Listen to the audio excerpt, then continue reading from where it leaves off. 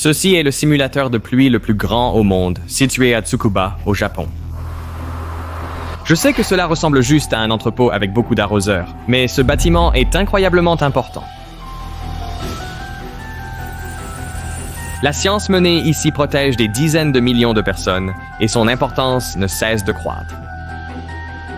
Nous avons bénéficié d'un accès exclusif pour visiter les installations et nous avons même pu découvrir ce que c'est que de se tenir sous les pluies les plus intenses jamais enregistrées. C'est de la folie. Non, non, non, non, non, non, non, non! Le Japon est une terre de catastrophes naturelles. La plupart des gens penseront aux tremblements de terre, aux tsunamis et aux volcans. Mais il subit également d'énormes typhons qui sont comme des ouragans, qui puisent de l'énergie dans l'océan Pacifique et déversent des mètres de pluie sur les îles. L'île de Yakushima, près de la partie sud du Japon, est l'un des endroits les plus humides de la planète, avec près de 10 mètres de pluie par an. Pour comparaison, la forêt amazonienne ne reçoit qu'environ 3 mètres de pluie par an. C'est 3 fois moins que l'île de Yakushima. La plupart du temps, la pluie n'est pas un problème. L'eau s'évapore ou s'infiltre dans le sol, où elle est ensuite absorbée par les plantes ou rejoint les nappes souterraines. Mais trop de pluie en peu de temps, comme après un typhon, peut entraîner de graves problèmes.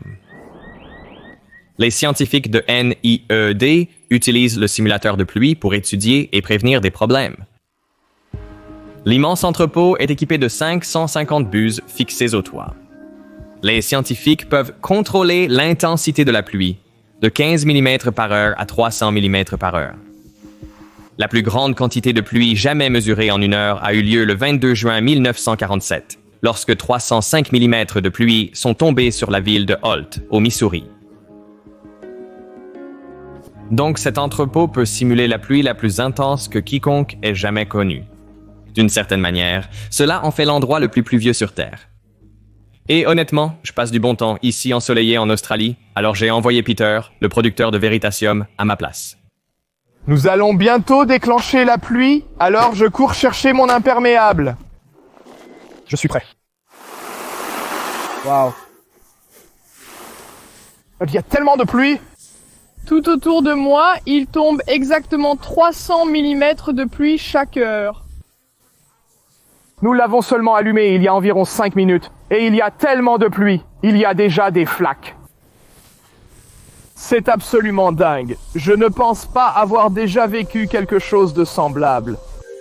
Les buses du simulateur contiennent 4 trous de diamètre différents. Elles peuvent donc produire des gouttes de pluie de différentes tailles. Et la taille des gouttes influence leur vitesse de chute. Vous avez sans doute déjà ressenti une pluie aux grosses gouttes qui frappent votre visage, ou marché sous une bruine où les gouttelettes flottent comme un brouillard. Car plus la goutte de pluie est petite, plus elle tombe lentement.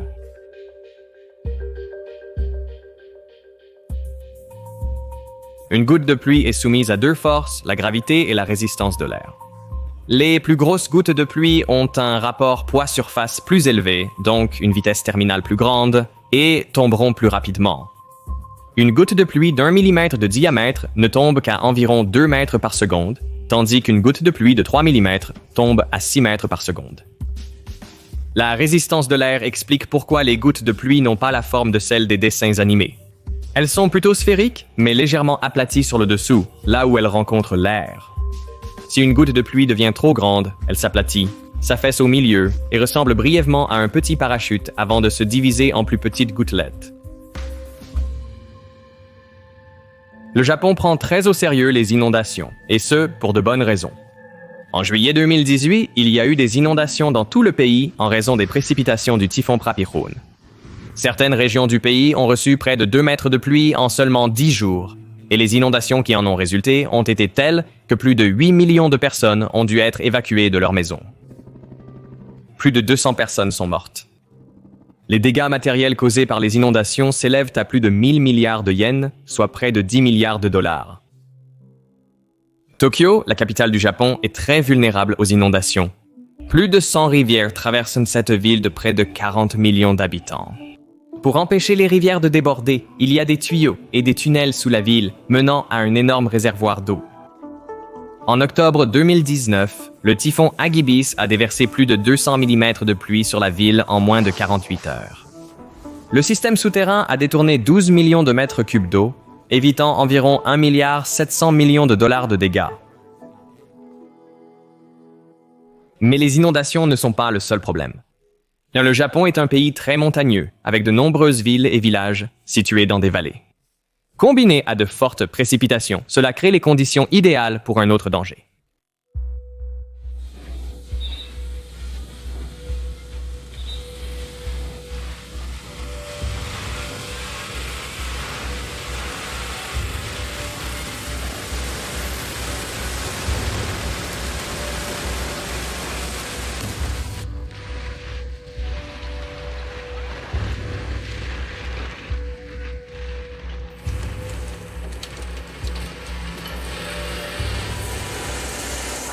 Les chercheurs de NIED ont identifié plus de 700 000 endroits où les glissements de terrain représentent une menace significative pour les maisons.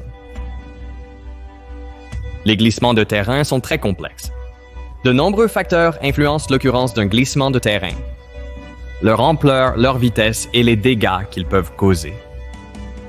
Non seulement l'angle de la pente ou la quantité de pluie récente, mais aussi le type de sol, les minéraux présents et la végétation qui pousse dessus.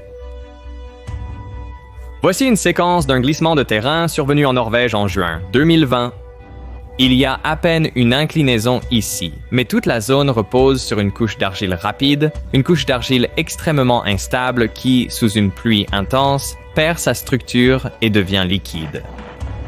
Aucune victime dans ce glissement de terrain, malgré plusieurs maisons emportées en mer. La complexité des glissements de terrain rend le travail du simulateur de précipitation à grande échelle crucial. D'accord, je vais essayer sans parapluie. J'ai une très belle veste. Je ne suis pas sûr de sa résistance, mais on va essayer. Oh mon Dieu, c'est assez fou! Non, non, non, non, non, non, non! Ma veste est imperméable, donc ça allait, mais mon jean est complètement trempé. Pour étudier les glissements de terrain, l'entrepôt a un secret. Il bouge. Le simulateur de pluie peut être dans l'une des 5 positions. Sa vitesse est d'environ 1 mètre par minute. 1 mètre par minute, waouh! Il se déplace sur ses rails de chemin de fer. À chaque déplacement, il faut utiliser cette énorme clé pour desserrer ses boulons. Voici le tuyau qui alimente les arroseurs en eau. Il y a plusieurs ouvertures comme celle-ci tout au long du tuyau. Donc, quand on déplace l'installation, on le connecte simplement ailleurs. Voici l'installation d'essai des glissements de terrain. Oui, ici, la pente est inclinée à 30 degrés. Regardez ici. C'est un glissement de terrain superficiel. Maintenant, nous pouvons mettre ici environ 1 mètre de terre. Vous empilez tout le sable et la terre, puis vous déplacez le bâtiment au-dessus. On le positionne ici, puis on commence à faire pleuvoir. Oui.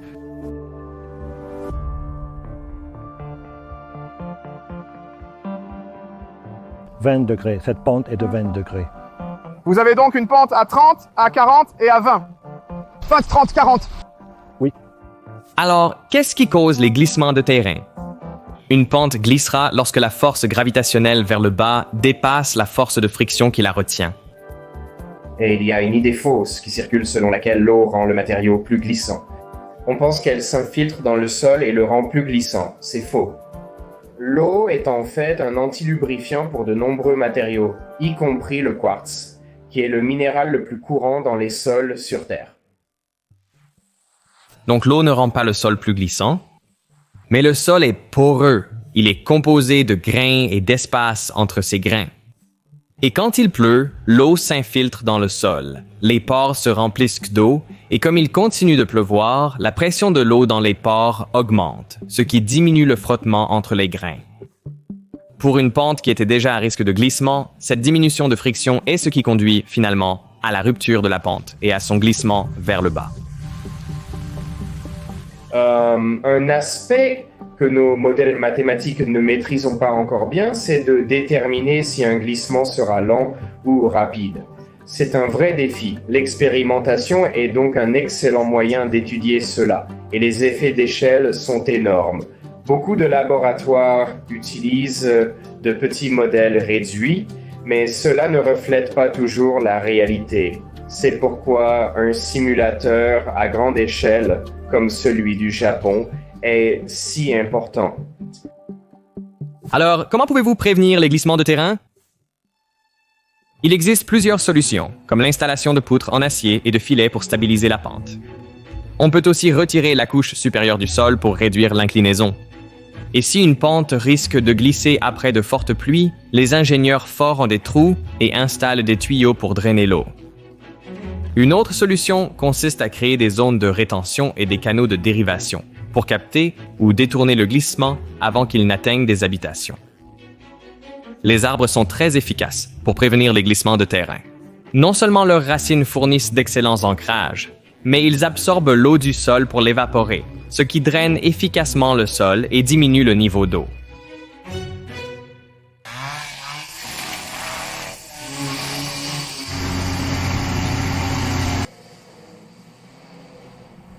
Le déboisement des pentes abruptes pour l'industrie du bois a accru la fréquence des glissements de terrain. Ces dernières décennies, les glissements de terrain ont décuplé dans les forêts de la Colombie-Britannique. Les humains sont vraiment doués pour provoquer des glissements de terrain et nous modifions le terrain beaucoup plus rapidement que les processus géologiques. Lorsque nous creusons quelque part ou ajoutons du poids ailleurs, cela déclenche des glissements très fréquemment. Une étude menée à Seattle il y a quelques décennies a montré que plus de 85% des glissements étaient au moins en partie causés par l'activité humaine. Bien que l'objectif principal soit l'étude et la prévention des glissements de terrain, le simulateur est également utilisé pour tester le vol des drones sous la pluie et le vent. Il sert aussi à tester les voitures autonomes. Les données recueillies me permettent d'améliorer leurs capteurs et logiciels de détection. Les voitures autonomes détectent les autres véhicules, les feux de circulation et les piétons principalement grâce aux caméras ou aux capteurs LiDAR. Dans les deux cas, la pluie peut diminuer la visibilité et la précision de ces capteurs. Tester les véhicules autonomes dans un environnement reproductible aide les ingénieurs à relever les défis météorologiques. Au Japon, les conditions de pluie changent. Récemment, les précipitations intenses en très peu de temps sont devenues bien plus fréquentes. Avec le réchauffement climatique causé par notre dépendance aux énergies fossiles, les phénomènes météorologiques extrêmes se multiplient. Au Japon, par rapport à il y a 30 ans, les pluies d'une intensité de 50 mm par heure sont 40% plus fréquentes. Les pluies de 100 mm par heure sont, elles, 70% plus fréquentes. Le changement climatique augmentera le taux d'inondation et l'occurrence de glissements de terrain à l'avenir. C'est pourquoi le travail effectué au plus grand simulateur de pluie au monde devient de plus en plus important. Mais j'espère que l'humanité mettra surtout ses efforts dans la lutte contre les causes du changement climatique, et pas seulement dans la gestion de ses conséquences.